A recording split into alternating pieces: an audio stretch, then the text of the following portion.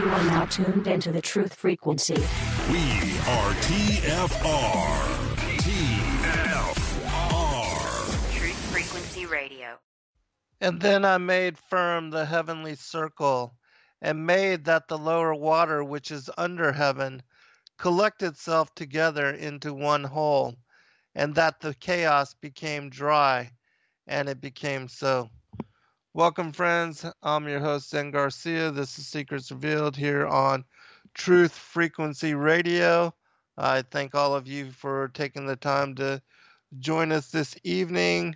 I do want to announce really quickly that the global versus flat earth debate between Dr. Stephen Pidgeon and I will be taking place this upcoming Saturday and Sunday here in Duluth, Georgia at the Holiday Inn Gwinnett Center. And I believe there are still a few tickets remaining. And so those of you that might be in the Georgia area, if you have opportunity to join us, please do. It's only $25 for both days, and the conference will start Saturday morning at 10 a.m. and will be opened with commentary and speech from Stephen Ben-Nun speaking about the Middle Eastern prophecy and the end of days, the Antichrist, all of those kind of things. Those that are familiar with Stephen's work, he is the host of Israeli News Live and gives frequent updates as to the current events of what's going on in the Middle East as it connects to Israel and to Bible prophecy. His wife, Yana Ben-Nun, who's also a host for Israeli News Live, will be joining my friend and co-host Laurel Austin for discussion on the dangers of vaccines and the toxic ingredients contained within them, its connections to transhumanism and other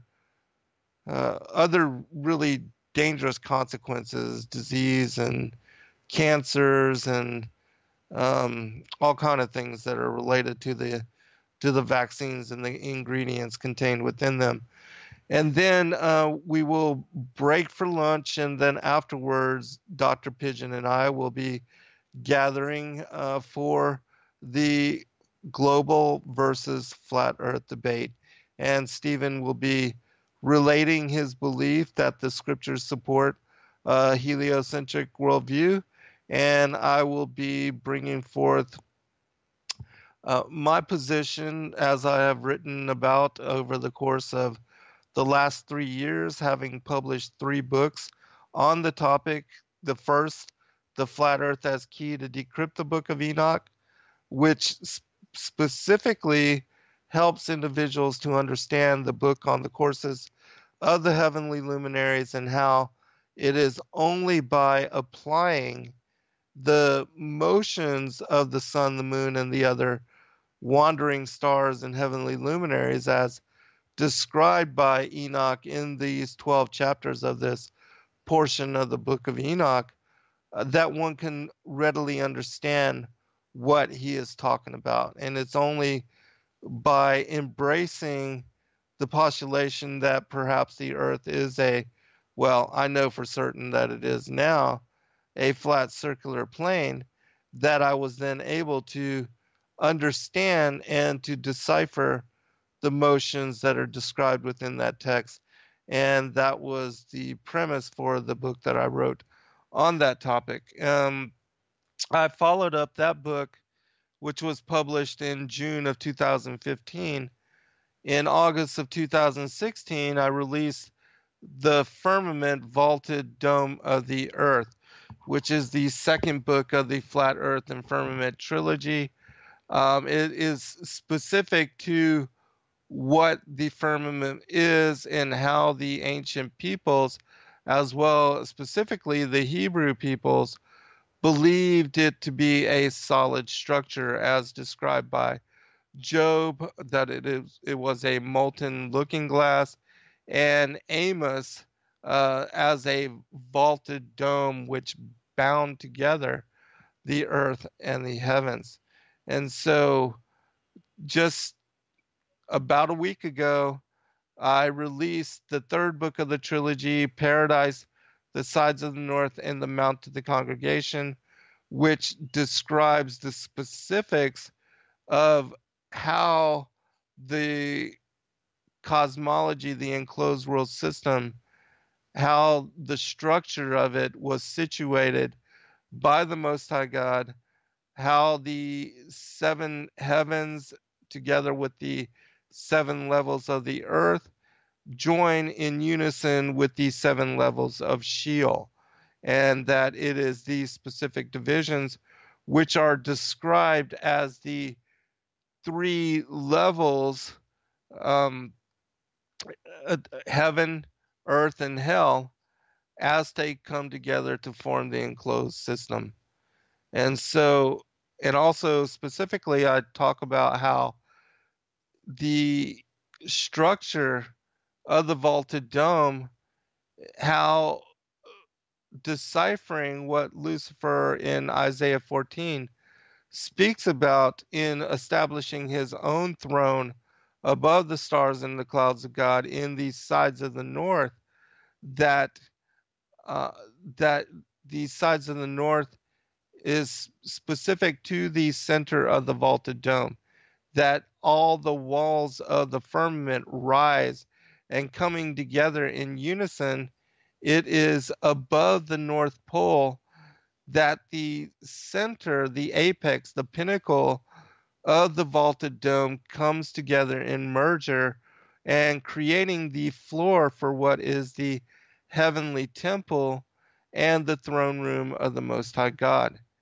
And that this Polaris is the indicator for the seat of the heavenly temple and the throne of the Lord God, and that it is right above the Mount of the Congregation, which is also called in Scripture Mount Zion, in other mythologies, Mount Semeru, Meru, Mount Olympus. There's many different names for this particular mountain, which lies at the center of the Earth's flat circular plane. It is a magnetic lodestone mountain, which, being perfectly smooth, is the reason why all compasses point north. And there is also contained in this particular region surrounding this huge mountainous peak, said to be the tallest in the world. I believe it is also connected to the exceedingly high mountain which Yeshua was taken to when tempted by Satan and shown all the kingdoms of the world. And that John also was taken there when he was shown vision of the angel descending and going into and unlocking the bottomless pit, because this particular pit, called the abysmal chasm, the great deep, the grand abyss, is also located at the North Pole. And this is where Jacob saw in vision what he described as the ladder, which the angels use for going upward into the heavens, and which the demons use for going downward into the depths of Sheol. And so I speak about all of these things in great detail from a variety of world mythologies and unite them in theme with the postulations that I bring forth in the first two books of this particular trilogy. And so, as I said, this book was just released last week, and I will be bringing just a few copies. I've already sold so many of them that I only have less than 15 copies remaining to bring to the conference.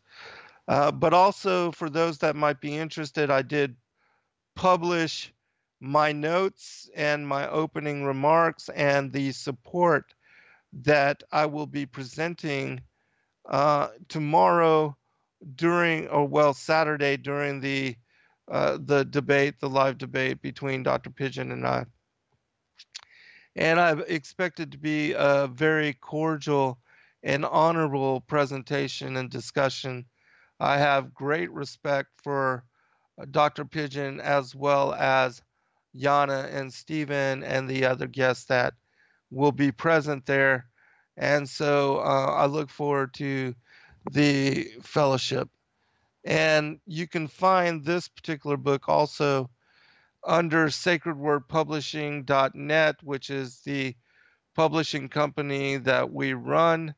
And we have published many lost, forgotten, and also forbidden texts for public consideration. And many of those are along the theme of the flat earth cosmology, such as Alexander Gleason's book, Is the Earth a Globe? Gabrielle Henriette, Heaven and Earth, 50 Reasons, the Copernicus versus the Bible, or Copernicus or the Bible by F.E. Pache. Recently, we just released Earth Stands Fast by Carl Schoeffer. And all of these titles are available through our publishing company. And so this evening, I'm going to be specifically talking about the differences in I will be focusing on presenting what Gleason shows as the azimuthal projection, equidistant projection map, which he published and released in 1882, I believe it was. And that I am also going to be speaking about the scriptural support for this model, and also the Enoch in his description of the portals, the windows of heaven, the gates of heaven, and how he also brings forth that the movements of the luminaries are in circular revolutions, as we see depicted in the time-lapse photography of the heavenly luminaries, the celestial hosts, moving in circle around Polaris as the one fixed star of the celestial night.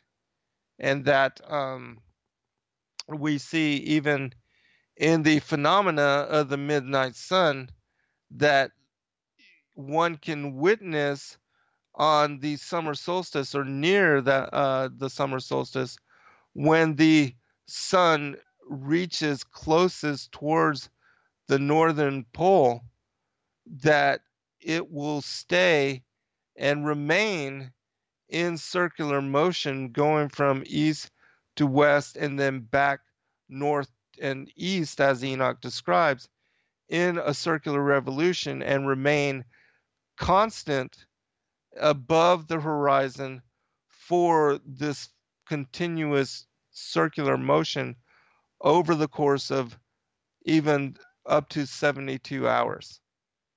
And so one can witness the sun in its full circular revolution during this particular time.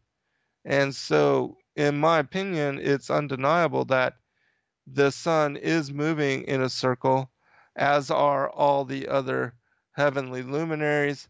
And the many people that, because there seems to be quite a number now that support that the earth is a flat square, which I also believe that the circle of the earth, as it is described in Proverbs chapter 8, that this circle was inscribed upon a square, and that this is the reason why we see the elites speaking about the square and compass, because in my opinion, they are alluding to the true orientation and the true replica of the cosmology in terms which only they, because of the flat circular earth being occult knowledge, they are hiding it in plain sight and speaking about it without releasing it in manner that the public can understand. But that when you understand the true nature of the cosmology, that we see, and Rob Skiba created the Yahweh's or Yahuwah's terrarium. He depicts this in very accurate rendering, in my opinion. And so this evening I'm going to be speaking about the motions and the many scriptural passages from the Bible, as well as the book of Enoch and also the book of the Secrets of Enoch, and many other sources which describe this circular revolution to the motion of the stars. And the Bible says, out of the mouths of 2 or 3 witnesses shall the truth be established. Well, I will give you more than 3. I will give you literally over a dozen confirmations as to this particular motion. And then share with you how even the firmament, the heavens, are situated in 7 concentric rings, and that it was on these concentric rings that the 7 what are called the planets of the universe, which include the sun, the moon, Mercury, Mars, Venus, Saturn, and Jupiter, that these predominant celestial bodies and objects were placed in their tabernacles, and that they move in circuit in these concentric rings. And so we'll talk about that, and I'll actually describe because you can find determination of this in the book of Enoch, in the book of the Secrets of Enoch. And so before we get to break, I'll go ahead and set the premise for what Yah describes to Enoch as his establishing the lower visible world, and how he made the heavenly circle firm and also unified it in foundation to the earth, which is why we see in description within the scriptures that both the heavens and the earth are set upon pillars. And so when you understand that the firmament is what connects the heavens and the earth, when the earth quakes and shakes because it is attached to the vaulted dome, both the heavens and the earth quake and can rattle and shake because of that connection. And so it says this: and I commanded that there should be taken from light and darkness, and I said, be thick, and it became thus, and I spread it out with the light, and it became water. And I spread it out over the darkness below the light, and then I made firm the waters, that is to say, the bottomless. And I made foundation of light around the water, and created 7 circles from inside, and imaged the water like crystal, wet and dry, that is to say, like glass, and the circumcision of the waters and the other elements, and I showed each one of them its road, and the 7 stars, each one of them in its heaven, that they go thus, and I saw that it was good. And I separated between light and between darkness, that is to say, in the midst of the water hither and thither, and I said to the light that it should be the day, and to the darkness that it should be the night. And there was evening, and there was morning the first day.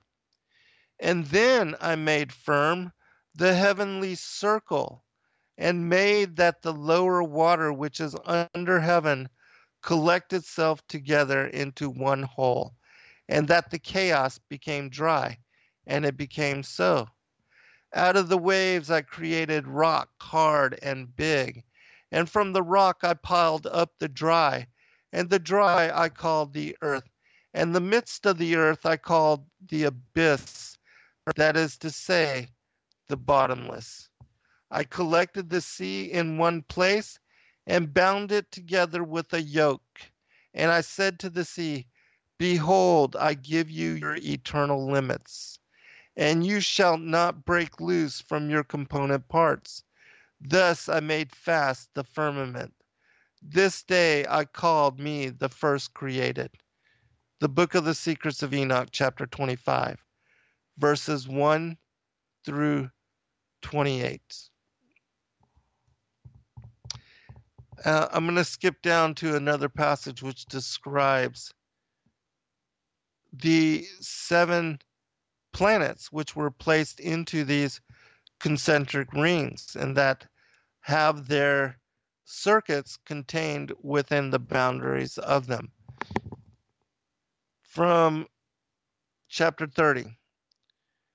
On the first uppermost circle I placed the stars, Chrono, and on the second Aphrodite, on the third Ares, and on the fifth Zeus, on the sixth Hermes, on the seventh Lesser the moon, and adorned it with the lesser stars. And on the lower I placed the sun for the illumination of day, and the moon and the stars for the illumination of night. And so we see here that Yah is describing to Enoch how he settled the moon, the sun, Chrono, which is Saturn, Kronos, Aphrodite, which is Venus, Ares, which is Mars, Zeus, which is Jupiter, and Hermes, which is Mercury. And then also specific, which is interesting, Lesser the moon, which I described in my book on the firmament, that Enoch and Robotham describe, as does the Vedic cosmology, Rahu and Ketu, that there are these dark objects in our cosmology which cause the lunar eclipses, and that it is not the earth or the body of it which comes in between the sun and the moon to create what we see as the lunar eclipse. And so you can, if you're interested in that, I also speak about it and release more information about that particular phenomena in this particular book, Paradise, the Sides of the North, and the Mount of the Congregation. And if you have any questions, just put them in the chat room. I know Kathy is not in there. She's actually here at the house. Her and Laurel arrived here a little bit ago, and they're getting some rest after a very long venture. They were on the road at 5:30 this morning and just arrived shortly. And so I will check after going through and reading through on the breaks to see if you have any questions. And certainly I would be glad to answer anything or to share any of your commentaries. There's 2 minutes remaining before break, and so let me see if I can. I'll read this one other passage. It says this. Many of the ancients supposed that there were concentric spheres which were transparent but solid, and that these spheres revolved around the earth, carrying the heavenly bodies with them. And one of these spheres they supposed was the sun, in another the moon, in another the fixed stars, in another the planets. And it was the harmonious movement of these concentric and transparent orbs, which it was supposed produced the music of the spheres. That's from the Sefer Yetzirah, the book of the creation, which was supposedly given to Adam by the angel Raziel when he was banished from paradise. It is also said that Adam was given the book of the signs, the book of astrology, the book of the wars of the Lord, and the book of the generations of humanity. And that with these books, he knew and foresaw what was coming and what would happen to his lineage. All right, we'll be right back. All right, welcome back, everybody. I do have some very interesting news that I don't know. The song that was just playing during the break is called Ezekiel's Wheel by Destiny Lab, which they are my favorite band, and they're a Christian hip-hop group, and they were kind enough early in my radio broadcasting career to allow me to utilize their music, in which I did so in sharing and opening many of my shows during the years that I was on Blog Talk Radio from 2008 to I think it was 2011 or 12, somewhere thereabouts.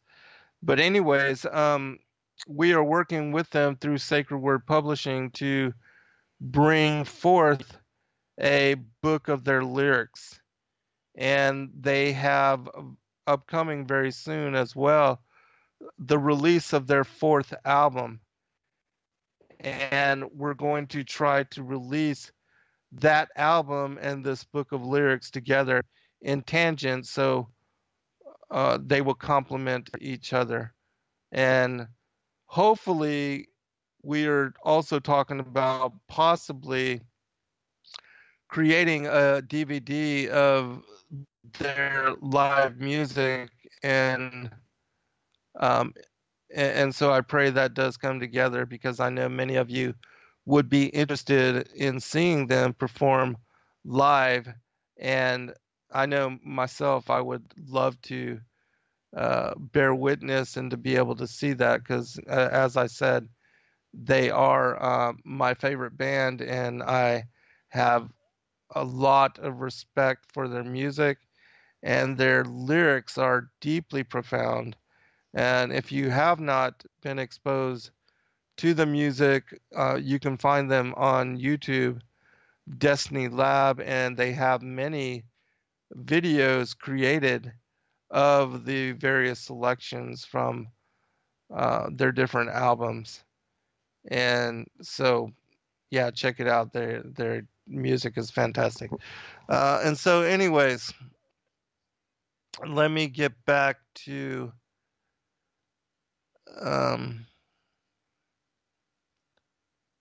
the topic at hand.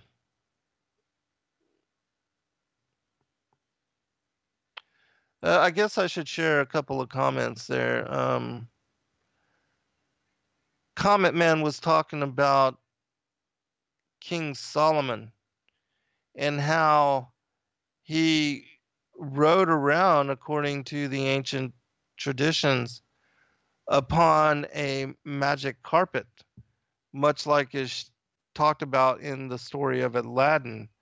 But for those that might be interested in learning more about this, there's a book called As It Comes to Pass, which is a story about the ancient accounts of both King David and King Solomon. And there are many stories which describe not only David's wars against the giants, but also his contention with the lion men of Moab. And also it speaks about, as I said, Solomon how he used to be, not only he had God given him authority over the fallen angels, and that he was able to use them to create the heavenly temple. I mean, well, not the heavenly temple, the temple of the Solomon's temple that was created here in Jerusalem. Um, that this is one of the reasons why it was so magnificent, is because he put to work the demonic forces. And you can read about this specifically in a apocryphal text called the Testament of Solomon. Um, but it speaks about in this book, as it comes to pass, that Solomon was also king and had authority over the beasts, and he used to ride around on a white lion and also on a white eagle, that whenever he wanted to travel or explore or get away and be by himself, that he would do so. And that these two animals, he could call them up and they would take him wherever he wanted to go. And so those stories are also very interesting as well. And it just shows that Solomon's authority was not over that of humanity, but it also extended to the uh, angelic realm as well as to the beastly. Another comment, I believe this is from Two Feathers. He says that I think that the elite know about the true orientation of the earth. And so I commented, most certainly the elite know that the earth is a circle inscribed upon the square, because not only the square and compass that I spoke about previously, but they also flaunt the true orientation of the earth on the flag of the United Nations. And that one can see in the emblem that they fly on their banner that the earth is, the continents are situated in circle around the northern pole, which is the very center of the flat circular, what Auguste Piccard referenced as a. All right, so I'm going to go back to describing just a little bit about the movements of the heavenly luminaries and how they were situated. And then I'm going to go into the specific verses which are associated to their circular revolutions. But I want to establish that the sun is included with the moon and the 5 other predominant planets, Mercury, Mars, Venus, Jupiter, and Saturn, that these 7 luminaries are considered and described as being the planets of the universe.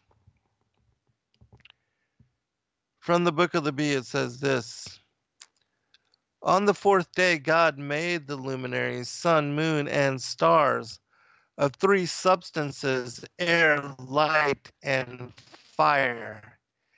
He took aerial material and prepared vessels like lamps and mixed fire with light and filled them. Because in the nature of fire there was no light.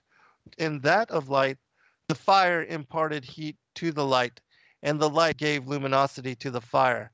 And from these 2 luminaries were the luminaries sun, moon, and stars fabricated. The path of the luminaries is beneath the firmament, and they are not fixed as men have foolishly stated, but the angels guide them.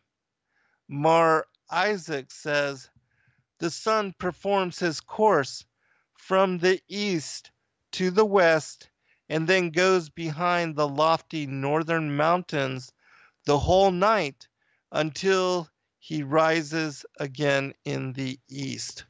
And so this is exactly the motion that Enoch describes for the heavenly luminaries. And when we get to that particular portion, which will be next, I will elaborate on, because it's only by applying these motions as a circle that one can really understand and decrypt them.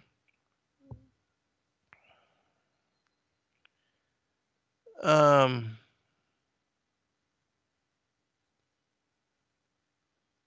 right, I'm going to read here. It says this. These 7 double letters he formed, designed, created, and combined into the stars of the universe, the days of the week, the offices of perception in man. And from them he made 7 heavens and 7 planets, all from nothingness. And moreover, he has preferred and blessed the sacred heptad. These 7 are planets of the universe: the Sun, Venus, Mercury, Moon, Saturn, Jupiter, and Mars. The 7 days are the days of creation, and these are the 7 gateways of man: his 2 eyes, 2 ears, 2 nostrils, and a mouth, though which he perceives by his senses.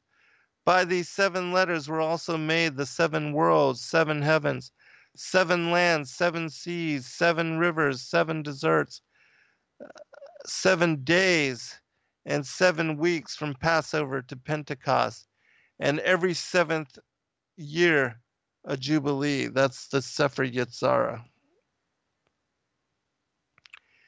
I'll read one more passage concerning these 7 heavens and these 7 planets.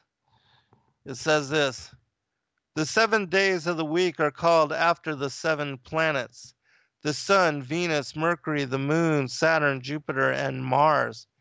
In what order are they placed in heaven? They are disturbed there as Sun and Moon and the 5 planets. The firmament is divided into 7 degrees, one above the other. There are 7 distinct places for these 7 planets, and this is their order. The first degree is near the earth, and this lowest degree is the habitation of the moon, in which the moon makes a circuit round the firmament. The second degree is the habitation of Mercury, in which he describes its circuit in the firmament. The third degree is the habitation of Venus, in which it also describes the circuit in the firmament. The fourth degree is the middle of them, the habitation of the sun, which completes its circuit of the heaven in 12 months. The 5th degree is the habitation of Mars, which makes its circuit in the firmament. The 7th degree is the highest of all, the habitation of Saturn, which completes its circuit in 3 years.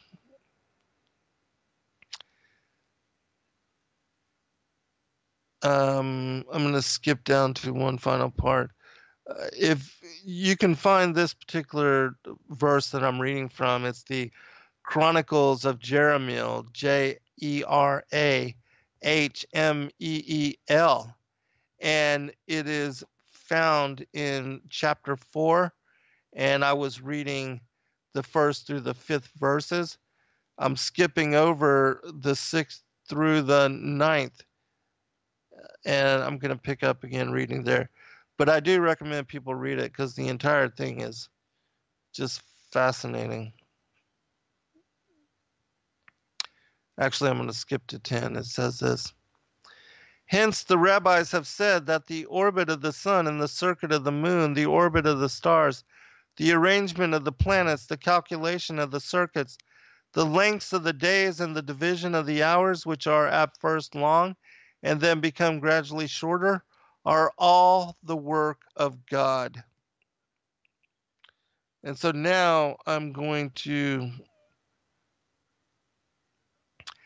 go to the specifics, because I know a lot of people have been contacting me and asking me to look into the flat square earth model. And I have. I'm always open to all things. I don't claim to have the answers for everything, but certainly I do believe the Word of God and support the scriptures in their description of the cosmology, and that I develop my foundation for belief upon the Word of the Most High God, as revealed in not just the canonical materials, but also the extra biblical sources, especially since I know that much of them is inspired as they verify the geocentric model, which for the last 500 years has been lost to understanding, to modern understanding. And because these books still have encoded within them the geocentric cosmology and the nature, the characterization of the enclosed world system as I have been describing it over the course of this trilogy, in my mind, it affirms the premise of all the things that I've been speaking about and sharing as most certainly truthful. And that, as it says in the scriptures, let God be true and every man a liar, which certainly in the regard to the cosmology, this is exactly what has been affirmed as truth, because God's word reveals the true nature of the cosmology, while the educational system and the NASA supported astrophysicists, the neoteric priests of Baal, and their assertions that we live in a Copernican, heliocentric, planetary, and solar system, all that is fabricated and now found to be false, because neither is there any motion to the earth, as is also affirmed as truth within the scriptures, but the earth has no measurable curvature, and anybody anywhere can affirm this for themselves. And after having determined so, one must then reconsider the nature of all that we've been taught and we thought we knew. All right, I'm going to start open with a passage from First Clement. He says this: the heavens are moved by his direction and obey him in peace. Day and night accomplish the course assigned to them by him, without hindrance one to another. The sun and the moon and the dancing stars, according to his appointment, circle in harmony within the bounds assigned to them, without any swerving aside. And so again, here it is very clear that the sun and the moon and the stars, according to his appointment, circle in harmony within the bounds assigned to them. Circling. And so the individuals that, and all of you that support that the earth is a flat square and that the sun moves in a straight line from east to west, nobody has yet clarified to me or explained how the sun, once it reaches the western limits, all of a sudden returns back to the eastern side.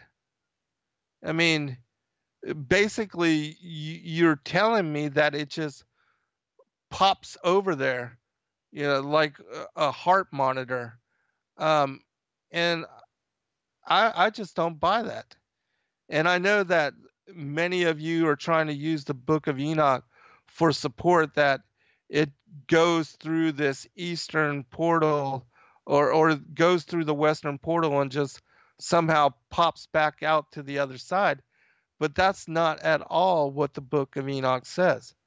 The Book of Enoch says specifically, as I read in that passage from the Book of the Bee, that the sun goes from east to west, and then back to the north, and then back to the east. And that's how it arrives back at the place where it started.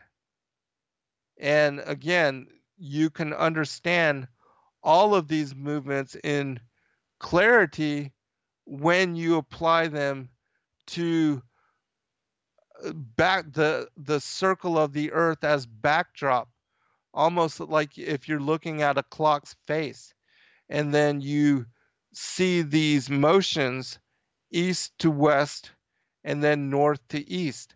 It's a giant circle that Enoch is describing, because in my opinion, the angel Uriel took him to where Polaris is at the center of the vaulted dome. And from there, they were looking down upon the motions of the luminaries on the backdrop of the earth, the circle of the earth, which is why we see their motion as being clockwise when we looking up from the ground towards the heavens and towards the night sky, we see the luminaries move in a counterclockwise motion. And so once you understand again that Enoch was looking down upon the circle of the earth as the angel Uriel was explaining all of these motions, then it makes sense that this is the circle, the clockwise nature to the motions that are attributed to the sun, the moon, and the other heavenly luminaries. And so, and as I said, I wrote my entire 9th book, The Flat Earth as Key to Decrypt the Book of Enoch, on how to understand Enoch's description of all of these motions. Continuing.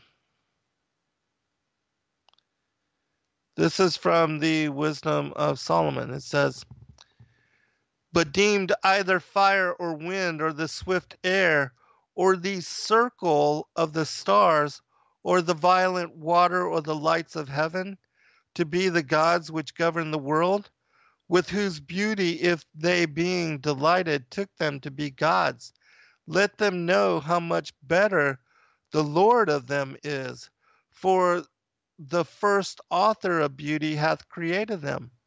But if they were astonished at their power and virtue, let them understand by them how much mightier he is that made them." And so, Solomon is basically talking about the pagans and those that believe that the heavenly luminaries are the gods as taught in the pagan pantheistic the religions and beliefs, that Solomon is saying that God, who created the heavenly luminaries, that he is the true God. And the one passage that many look to even describe the earth as a globe, Isaiah 40.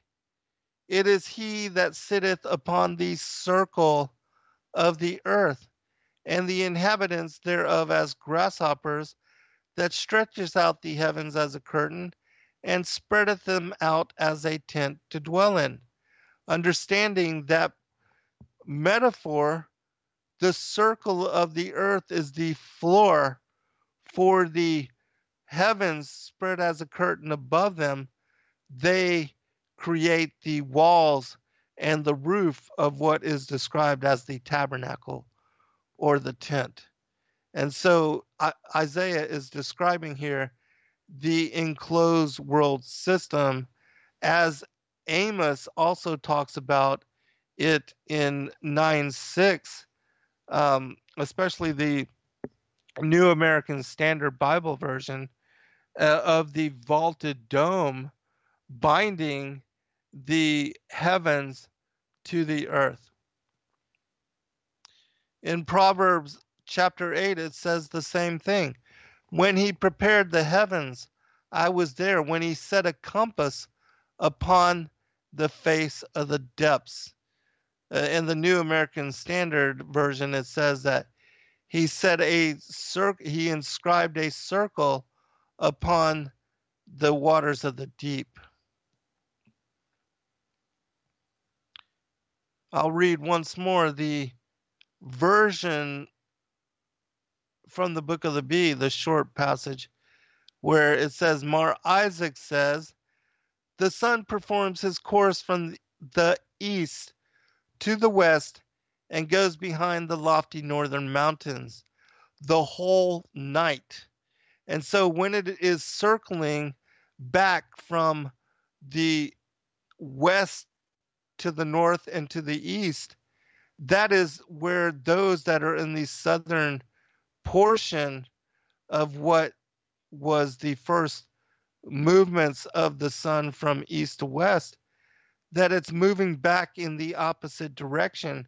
And we are then encompassed in night because it is daytime in the northern half of the disk of the earth as it moves across and back towards the east where it began its motions in the morning. All right, we'll be right back. All right, welcome back, everybody, for second hour. I'm your host, Zen Garcia. This is Secrets Revealed here on Truth Frequency Radio. I'm just now getting to the verses that are specific in Enoch, and these are the ones that really triggered for me my being able to decrypt the entire book on the courses of the heavenly luminaries. It was understanding what Enoch was describing, and it was these two key verses which then helped me to unlock the entirety of the book on the courses of the heavenly luminaries. And as I said, it's only by applying knowledge that Enoch was taken by the angel Uriel to where Polaris is. And then from there, looking down upon the circle of the earth as a clock's face, that one can then understand the motions that Enoch attributes to the sun, the moon, and the other heavenly luminaries. And just as the passage that I had read previous from the Book of the Bee, talking about the sun going from east to west and then returning over the course of night across the northern mountainous regions until it reached again the east where it begins again morning. Again, you can only understand that as a circle. And so I'll read that passage one more time. It says, the sun performs his course from east to the west and goes behind the lofty northern mountains the whole night until he rises in the east.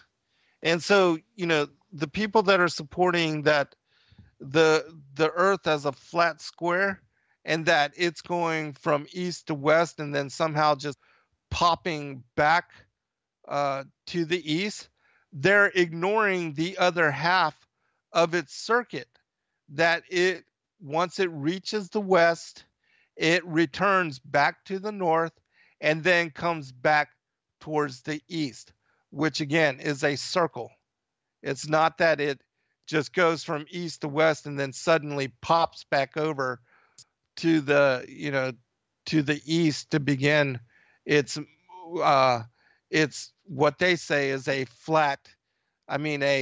straight line movement from east to west. And then, that just doesn't make sense to me. And so chapter 71, verse 8 in the book of Enoch. The sun sets in heaven, which we know it sets in the west, and returning by the north to proceed towards the east is conducted so as to enter by that gate and illuminate the face of heaven. And so Enoch is telling you that the sun goes from east to west, and when it disappears for sunset, when it disappears from our view, it is moving in circle, in semicircle, back towards the north until it arrives at the place that it began that morning in the eastern skies. And so that is a complete circle. And anybody can go outside any day, watch the sun rise in the east. It will begin to move across the skies in a semicircle. It will rise and then reaching its apex around noon, somewhere around noon. It will then begin descending towards the western skies until reaching the vanishing point, will disappear and then submerge us into night. And when we are in night and the sun has left our field of vision and its luminosity is then moving in circle across the northern regions, then it is daytime for the other half of the disk of the earth, and it is night for us. And so, I mean, that's, pretty simple. And again, this is scriptural. This is what the Bible speaks about in Psalms 19, as the movement, the sun's circuit to the ends of the earth, and that all the whole world receives its light. That Enoch describes it in this circular motion. And it's not just Enoch, it's not just Clement, it's not just the Book of the Bee. It is literally dozens of texts as I am going through and revealing now. All right, here's another one from chapter 77, verse 4 in the Book of Enoch. It says this: in the orb of the sun, there is a seventh portion of light, which is added to it from the moon. By measure, it is put in until the seventh portion of the light of the sun is departed. They enter into the western gate, circuit by the north, and through the eastern gate go forth over the face of heaven.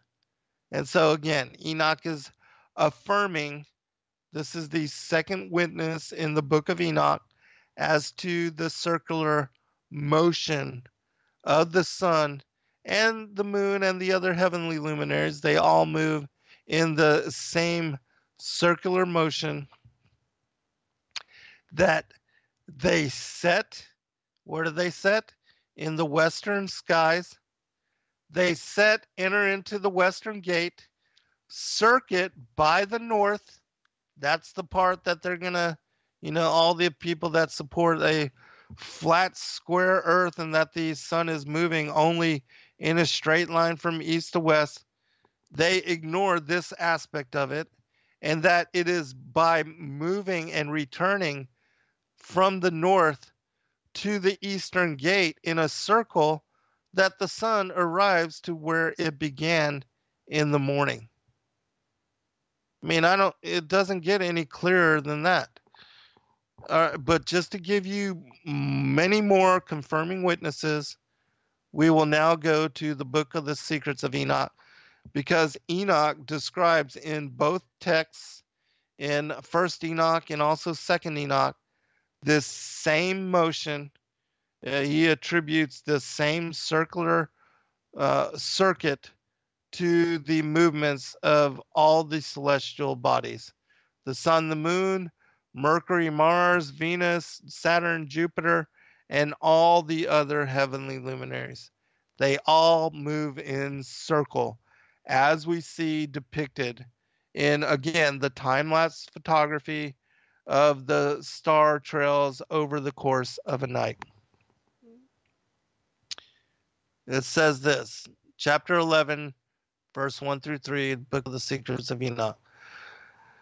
Those men took me and led me up to the fourth heaven and showed me all the successive goings and all the rays of the light of sun and moon. And I measured their goings and compared their light and saw that the sun's light is greater than the moon's. Its circle and the wheels on which it goes, always like the wind going past with very marvelous speed, and day and night it has no rest. And so, how is the sun moving again? Its circle and the wheels on which it goes. What is a wheel? It is a round, two-dimensional circle, like a circuit, like a compass, like the word that Isaiah chapter 40, verse 22, chug, which is the word for circle in that particular verse. This is what is being described. The motions for the luminaries are in a circle. Continuing. Because there are numerous passages in 2nd Enoch as well. Chapter 16, verse 2. Thus again it goes down to the western gates and draws away its light, the greatness of its brightness, under the earth, which is again is the northern portion.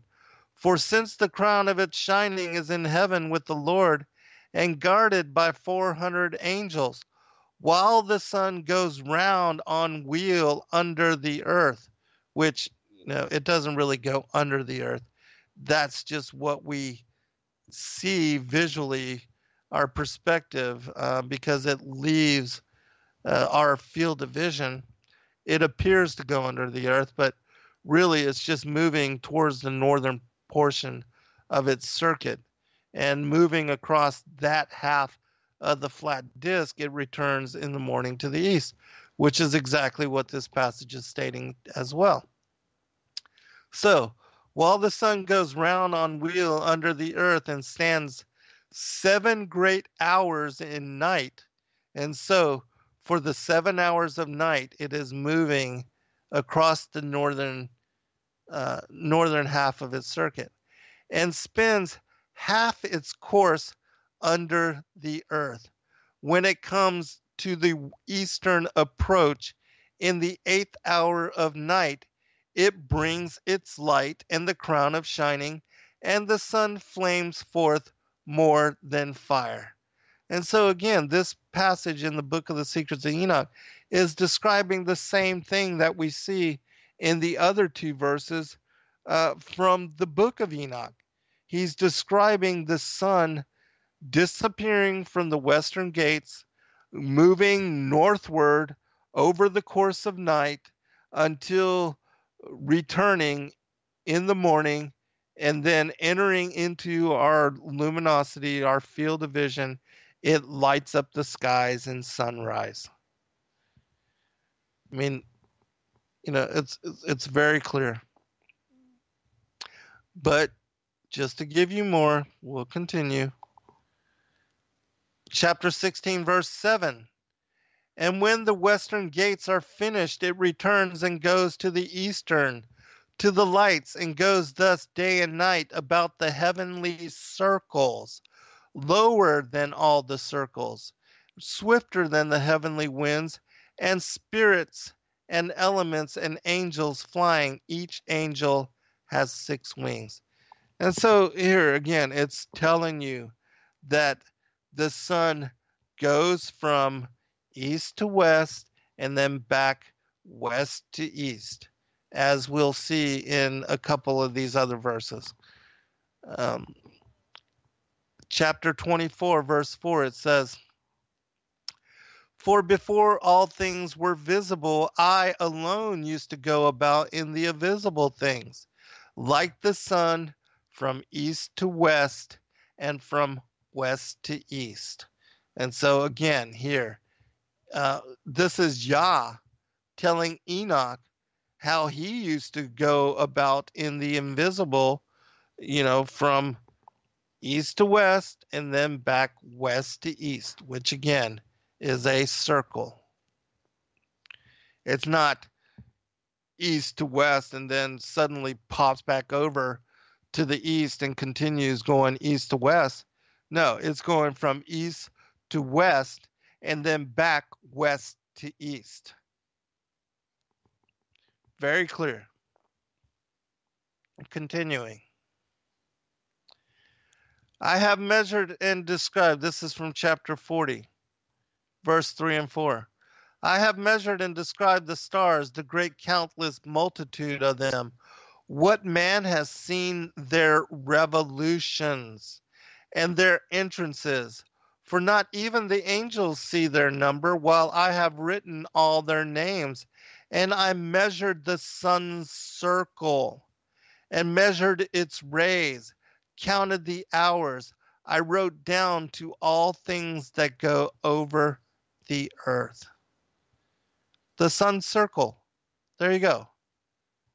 It doesn't get any clearer. And so all these people that are denying that the motions of the sun and the heavenly luminaries are in a circle, I mean, read the scriptures. Because you have to ignore the full summation of God's words in order to support your model. And I personally will stand with God's word first and foremost. All right, remember Psalms 19. It describes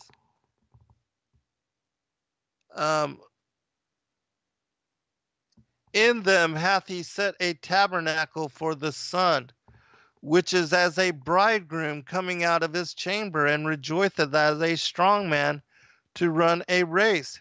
His going forth is from the end of the heaven, and his circuit unto the ends of it. And there is nothing hid from the heat thereof. Circuit in this particular passage is the word tikufah,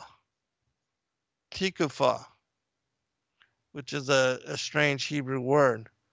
But it means a revolution, i.e., the sun's course of time lapse, circuit, come about, end, coming round, circuit of time or space, a turning, a circuit. And so, I mean, the sun is moving in a circuit, a revolution, a rotation, a circular, a circle. This word comes from the Hebrew word nakaf, which means to surround or circulate, compass about,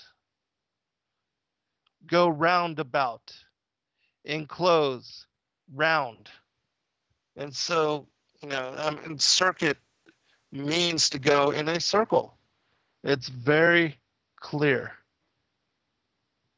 that this is what Psalms 19, the book of Enoch, book of the Bee, so many other verses, First Clement, they all describe the heavenly luminaries moving in a circle. In the rest of the show, let me check the chat room just to make sure there are no questions. Linda asked where Kathy is, and Kathy and Laurel are hanging out with my cats right now, and they're eating some pizza and getting some rest. They drove 15 hours, and so they are now resting and getting settled in so that we can have a day to hang out and rest. And then we'll prepare for the debate. Again, for those that don't know, August 5th and 6th here in the Holiday Inn Gwinnett Center in Duluth, Georgia, Dr. Stephen Pidgeon and I will be debating the global versus flat Earth, the geocentric versus the heliocentric cosmology. And we'll be talking about this in the second half of the Saturday after lunch from 1 p.m. till 5 p.m. And as I said, I did produce a book. Link asks, how is it under the earth? It's not under the earth. It is what appears to be under the earth. It's actually moving across the northern circle. In my opinion, the translator of Second Enoch, there are some heliocentric leanings found within this text. As Enoch describes the year as having 364 days, in Second Enoch, the translator interpreted that as 365 and a quarter days. And so we can see that the translator of Second Enoch, he ran it through a heliocentric filter.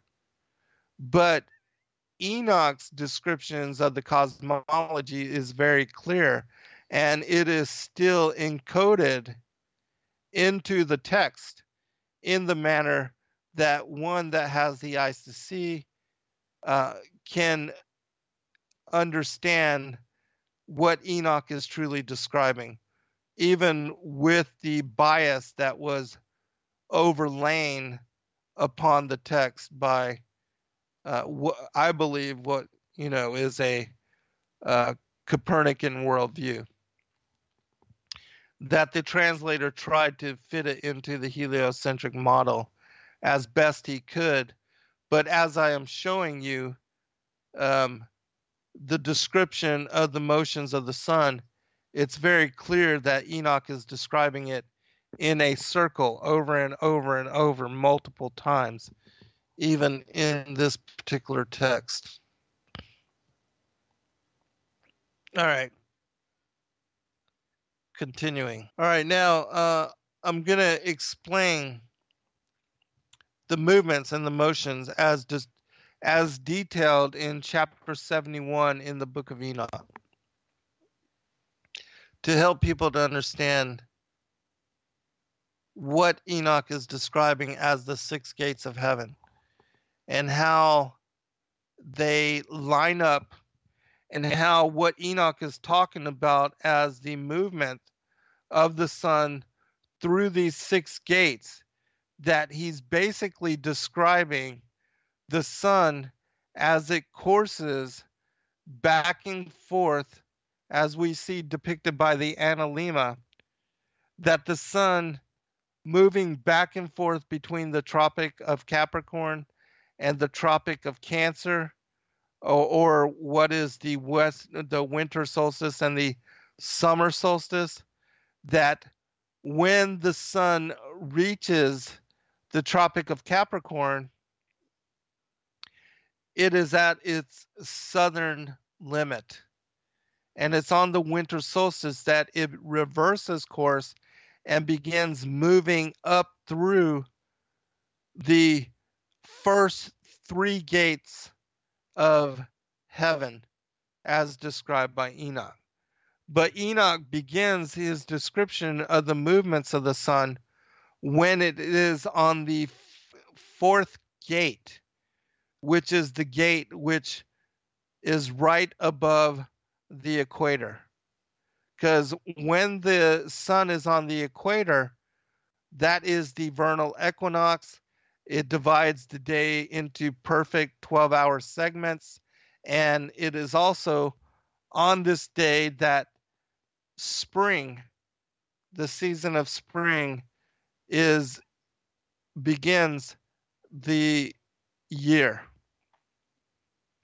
And that Enoch describes the sun moving 30 days through the fourth gate, through the fifth gate, and then 31 days through the sixth gate, because on that 31st day, it reaches the Tropic of Cancer for the summer solstice, and then reversing course begins moving southward towards the equator once more, having reached its northern limit.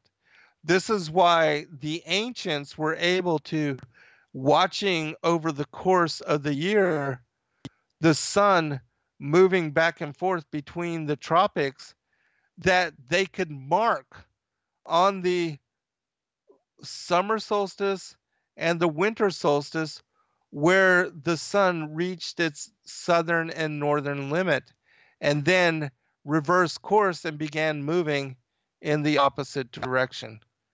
Because the sun is doing this dance between the tropics. It takes 6 months for it to go from the Tropic of Capricorn to the Tropic of Cancer, and then vice versa from the Tropic of Cancer to the Tropic of Capricorn. And so I'm going to explain this so you can understand what Enoch is talking about. All right. In chapter 71, verse 9, it says, "In the same manner it goes forth in the first month by the great gate. It goes forth through the fourth of these 6 gates, which are at the rising of the sun." We're already at break. All right, we'll be right back for final segment. All right, welcome back, everybody, for final segment. This show is going by very quickly, but I'm glad that I'm able to share this show with you.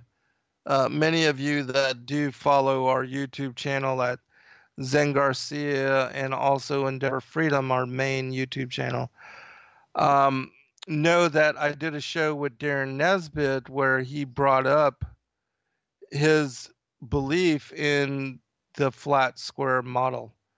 And I, spoke with him and talked about how it's my opinion that it is very clear in Scripture that the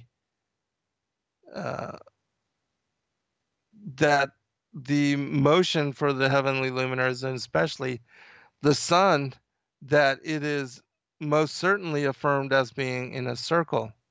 And it's interesting because he quoted the same passages that I did from the book of Enoch, but he applied them to the flat square model. And in my opinion, they don't fit that model, because the only way you can, mold them or adapt them to that model is by ignoring the northern and easterly semicircular motion of how the sun returns back to its place of origin in the morning.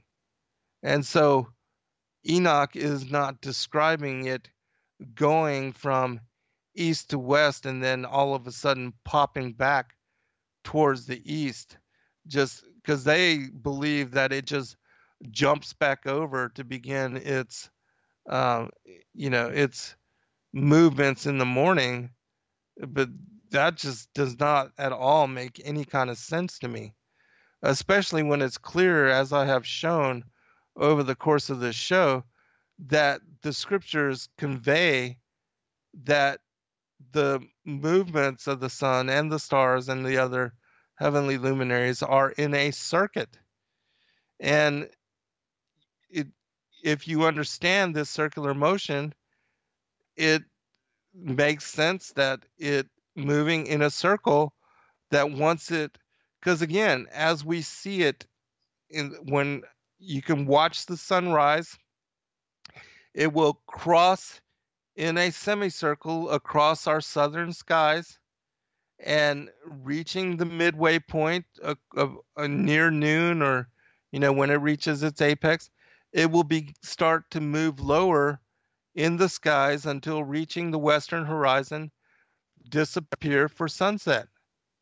And then, as it is described in the text, it will move back towards the north and cross the skies, the northern skies, even though we don't see it because we're experiencing night. It will cross the northern skies in semicircle until it returns back to the eastern skies and begin its circuit. Once it reaches our field of illumination, reaches our perspective, we will see it as sunrise and begin another day. And it does this every 24 hours. It completes one full revolution. There's no supernatural, it has to jump across the earth or jump across the world and somehow just comes back to the other side of the earth by explanation that nobody can seem to tell me that believes in this model. And so, anyways, we're going to continue. And I'm going to explain my description of Enoch's description of the sun's movement. And in the fourth gate through which the sun with the moon proceeds, in the first part of it, there are 12 open windows. From issues out a flame when they are open in their proper periods. When the sun rises in heaven, it goes forth through this fourth gate 30 days. And by the fourth gate in the west of heaven on a level with it descends. During that period, the day is lengthened from the day, and the night curtailed from the night for 30 days. And then the day is longer by 2 parts than the night. See, once the sun crosses the equator, the day is longer than the night. And it will continually, every day, get a little bit longer until reaching the Tropic of Cancer for the longest day of the year. Day will be twice as long as night. And remember, the fourth gate is right above the equator, the fifth gate in the middle between the Tropic of Cancer and the equator, and the sixth gate touches the Tropic of Cancer. And so Enoch will describe it moving, the sun moving through these gates over the period of 30 days each, which if you add up 30 days times 6 is 180. You times that by 2 for the back and forth movement between the two tropics. That's 360 days. Then you add in 2 vernal equinoxes and the two equinoxes and the 2 solstices, and you get 364 days, which is the length of the solar year according to Enoch in the book of the Courses of the Heavenly Luminaries. All right, continuing. The day is precisely 10 parts and the night is 8. In order to determine the exact measure of day and night, all one has to do is divide the day into 18 portions. So you divide 24 hours by 18, you get 1.33333 on into infinity hours. And multiplying, that by the portions, in this case, 10 parts. So you would do 10 times 1.33333, which gives you, 13 hours. And then you multiply, the night is 8 times 1.33333, which is, like 10 hours or something of that nature. I have the chart in my book, but I'm not going to. Well, actually, yeah, I have it here. It is 13.3333 hours for day and 10.6666 hours for night. All right, continuing. The sun goes forth through the fourth gate and sets in it and turns to the fifth gate during 30 days. after which it proceeds from and sets in the fifth gate. Then the day becomes lengthened by a second portion, so that it is 11 parts, and the night becomes shortened and is only 7 parts. And so the division of the day and the night, the day is 14.6666 hours, and the night is 9.3333 hours. And then the sixth gate. The sun now returns to the east and entering into the sixth gate, and rising and setting in the sixth gate 31 days. Remember, anytime it reaches either of the tropics or the equator, there will be that extra day. Because in this case, on that 31st day, it will reach the Tropic of Cancer and then reverse course, begin moving south again. So, rising and setting in the sixth gate 31 days on account of its signs. At that period, the day is longer than the night, being twice as long as the night, and becomes 12 parts. But the night is shortened and becomes 6 parts. Then the sun rises up that the day may be shortened and the night lengthened. So basically it's telling you that the sun reverses course now. And so the duration, on the summer solstice, the day will be 15.99999 hours long, almost 16 hours. And the night will be 7.999 hours, or almost 8 hours. And so you can see that the day is twice as long as the night. And then it reverses course, chapter 71, verse 20. And the sun returns towards the east, entering into the sixth gate, where it rises and sets for 30 days. So now it's moving back down through the sixth, fifth, and fourth gate until it reaches the equator again. When that period is completed, the day becomes shortened precisely 1 part, so that it is 11 parts while the night is 7 parts. I already gave you the breakdown for that. I'm going to continue reading. Then the sun goes from the west from the sixth gate and proceeds eastwards, rising in the fifth gate for 30 days and setting again westwards in the fifth gate of the west. And that period the day becomes shortened 2 parts and is 10 parts while the night is 8 parts. Then it reaches back to the equator again. 71:24.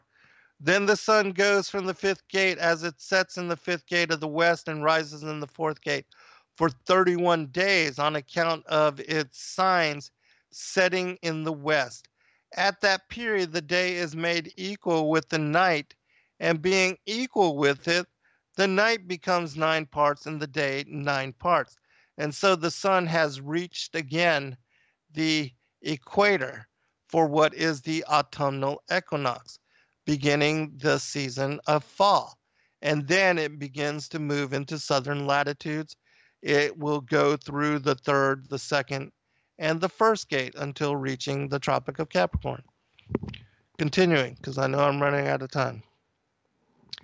Then the sun goes from that gate as it sets in the west and returning to the east proceeds by the third gate for 30 days, setting in the west at the third gate.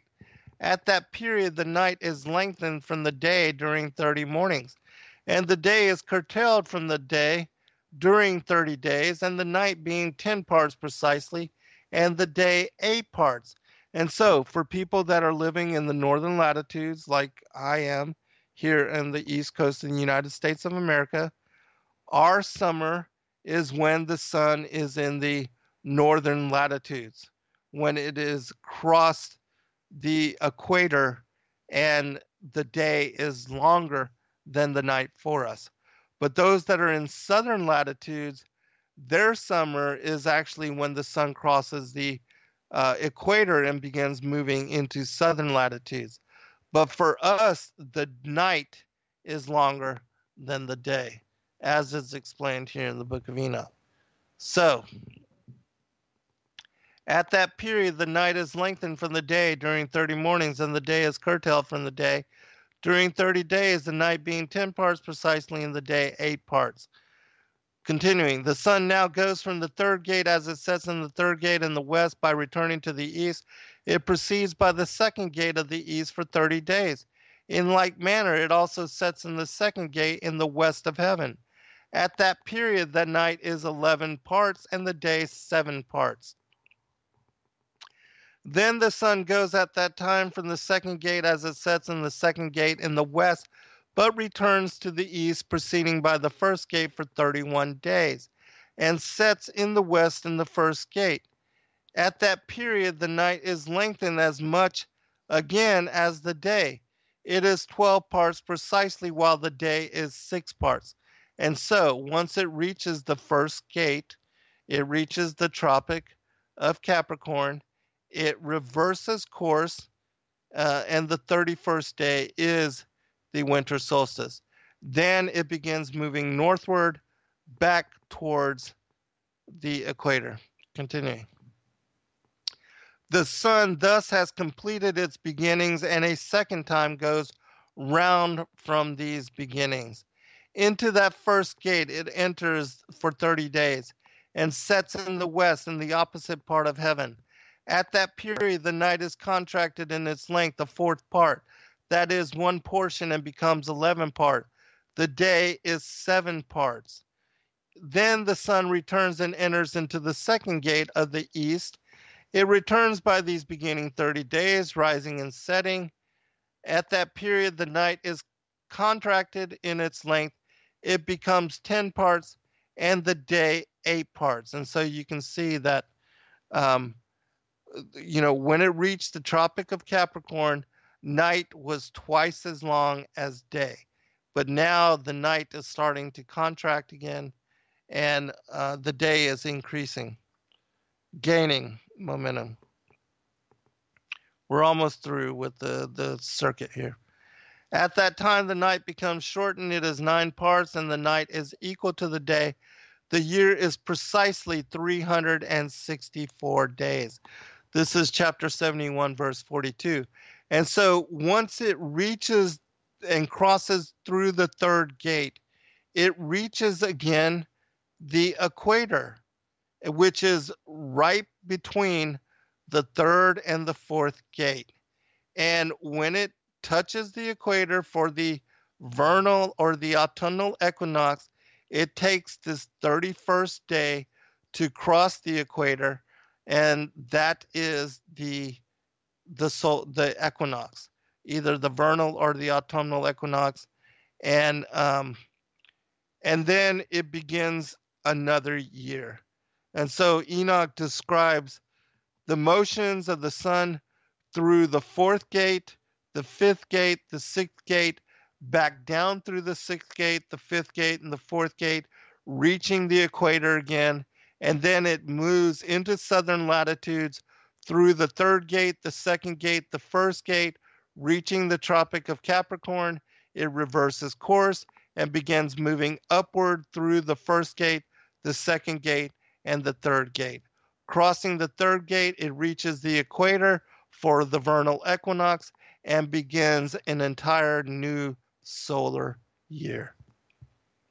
And so this is what Enoch is describing as the motions of the sun back and forth between the Tropic of Cancer and the Tropic of Capricorn, the 6 gates which lie between these two divisions, and that we can see this, that the ancients marked this off.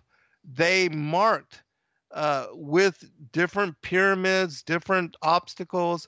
Even Stonehenge is aligned to the solstices and the equinoxes. It's easy to determine. All one has to do is watch the sun move northward and southward, and reaching its southern and northern limit on the winter and summer solstice, it reverses course and begins moving back towards the other direction.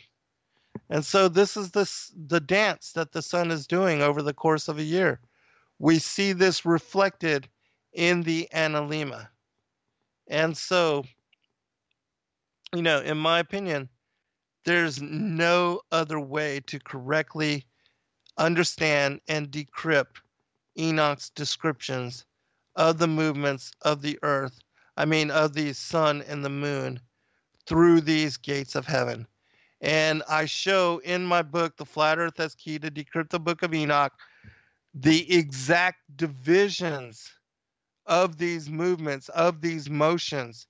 And I also include them in my global versus flat earth debate book, which was the one that I released right before the Paradise book.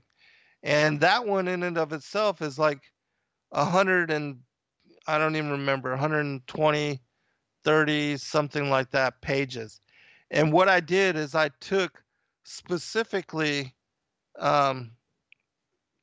those particular portions of the books that I wrote, all three of the books of the trilogy, and applied them to answering specifics. And I'll actually read you the chapters in this global versus flat earth debate book. The specific chapters in this, which again I took from all three books of this trilogy. The first, Can NASA Be Trusted? Chapter 2, The Ancient Cosmology of the Enclosed World System. Chapter 3, Is the Flat Earth Occult Knowledge? Chapter 4, The Genesis Narrative, The Blueprint for the Creative Process. Chapter 5, The Circle of the Earth. Chapter 6 was the Earth was established in mobile, fixed, and stationary. Chapter 7, The Seven Heavens. Chapter 8, The Circuit of the Heavenly Luminaries. Chapter 9, The Tabernacle of the Sun. Chapter 10, The Sun's Transit Between the Two Tropics. Chapter 11, The Seasons and the Star Trails. Chapter 12, The Sides of the North and the Mount of the Congregation. And so this particular book, the introduction will be my opening comments, because we both, Dr. Pigeon and I, have 15 minutes to introduce our belief in, our specific models. And so the introduction is what will be my opening remarks. And then the other portions of this book are the many scriptural references to the motions and the movements of the heavenly luminaries, the sun, the moon, the stars, the planets, the division of the lower portion of the space beneath the firmament, what we call the atmosphere and the outer space, into these 7 concentric rings. All of that information I have pulled out of The Flat Earth as Key to Decrypt the Book of Enoch, The Firmament, Vaulted Dome of the Earth, and Paradise, Sides of the North and the Mount of the Congregation.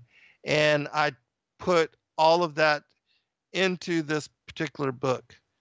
And so those topics are specifically answered within this particular book. And so if you are interested in just learning and finding out all the support of of those specific chapters and topics, you can get all of them in this one smaller, because my other books are 400 pages. Each one of the Flat Earth books, the Flat Earth as Key to Decrypt the Book of Enoch, I think is 398 pages. My book, The Firmament Vaulted Dome of the Earth, is like 460 pages, I believe. Paradise, The Sides of the North and the Mount of the Congregation, it also is 464 pages. And so, I was very concise with taking out specific portions and applying them to this global versus flat earth debate book. And also, if you have not seen the artwork done by Arthur George is absolutely beautiful. We will also be selling posters of the book cover for the Global versus Flat Earth debate book.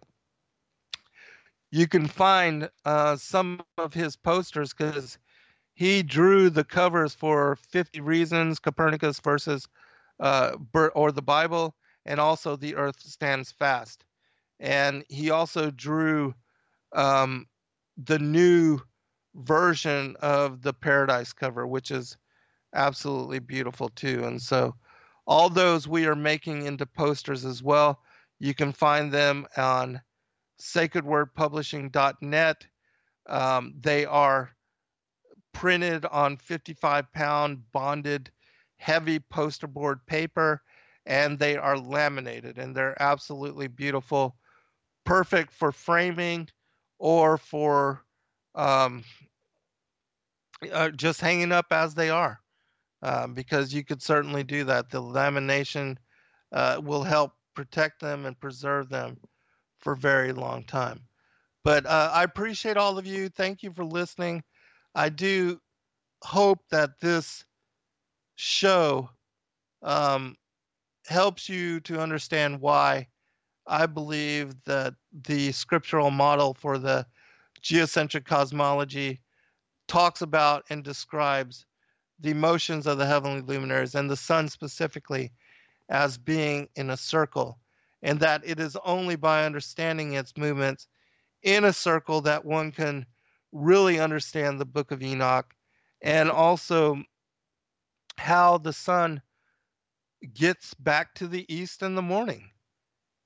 And so, again, all these different scriptures, in my opinion, are confirming witness as to the veracity of this premise as I'm bringing forth to you.